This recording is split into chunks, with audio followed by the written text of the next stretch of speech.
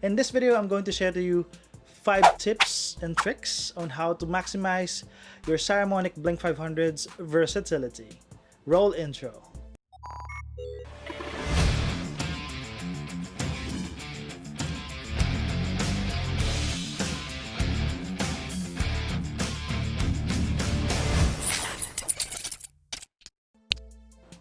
Good day everyone, welcome to the Art of Sir Eden. If you are new here and you're kind of interested in those kind of contents, please consider subscribing and tap that bell there so you get notified whenever I uploaded a new video. And to my current subscribers, thank you very much for your support. You guys are awesome. And as I've said in my previous videos, we are currently at 600 subscribers, and hopefully by the end of this year, we reach 1K subscribers. Yeah, I know, keep dreaming, Eden. But that's a goal, right guys? Now, enough of that and let's get down to business. If you want an in-depth review of this Saramonic Blink 500 B2, you can check it out in the card up there, or in the links in the description below. Now, just to be clear, as I've said earlier, I got here the Saramonic Blink 500 B2 unit because Saramonic released 6 types of B units and I got here the B2. But on the other hand, here is my first tip for you guys.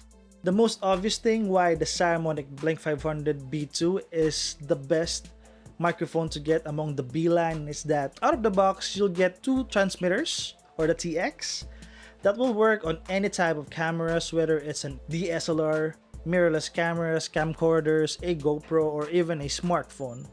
All it needs is the proper cable that's already included in the package. And that's what makes the Blink 500 B2 unit worth the money.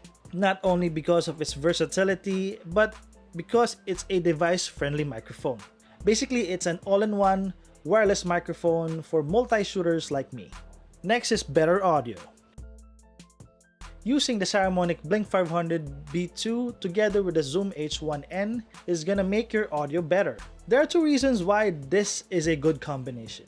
First is the Zoom H1N has a better preamp than any cameras, or at least the cameras that I got. Or unless your cameras has a better preamp, then that's good for you. Secondly, since the Zoom H1 has a monitor input that will give you the capability to hear your audio, now you can check if there's any interference in the area you're shooting at or recording. A great way to prevent situations like this old video of mine. So alright, this is mic test using the Saramonic B2. Plus, you'll have more control such as high pass filter, a gain knob, and a lot more. Another thing is that both of these are very portable, which is awesome.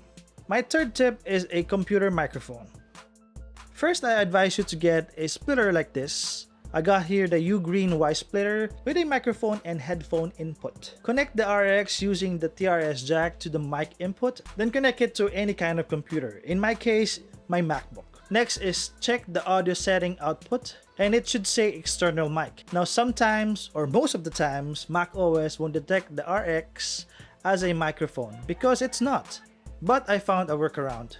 Just remove the RX and plug in another mic like a Rode Video Micro or any shotgun microphone. Once plugged in, the system will detect it's an external microphone.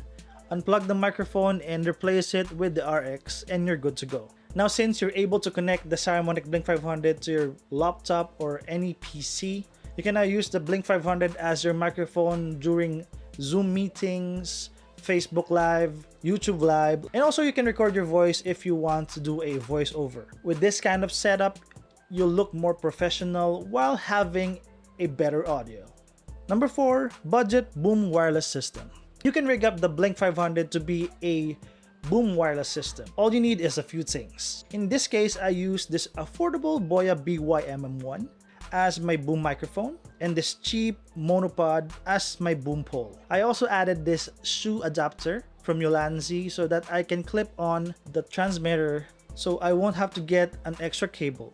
So here's how you assemble it. First, put the cold shoe adapter, then screw the Boya BY-MM1, and then clip the TX, then connect the Boya BY-MM1's jack to the transmitter, and that's it. You got yourself a budget boom wireless system. And I did use this setup for creating my COVID-19 video If you want to check it out, please click on the card up there.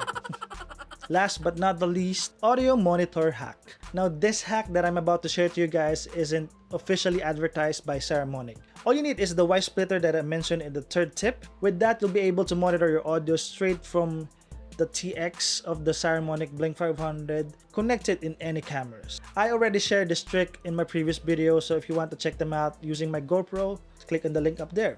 First, connect the splitter to the TX, then connect the mic input to your camera. And now you can use this audio jack for monitoring headphones so you can monitor your audio. However, there is no volume control in the TX, so the sound is a bit low, but you can hear it if you listen closely. I tried using a headphone with a volume rocker like this MSI headphones that I got. It does help a bit. Now this hack is good if you don't have any monitoring gear like the Zoom H1. It is not as good as the audio monitoring of the Zoom H1, but it's good to have this feature in case you need it. And that's about it, guys. If you have any questions, please feel free to comment in the comment section below. If you want more videos like this, please consider subscribing and tap that bell there so you'll get notified whenever I uploaded a new video. This is the Art of Sir Eden Tech version, and together let's explore, learn, create, and share. See you in my next video, guys. Peace!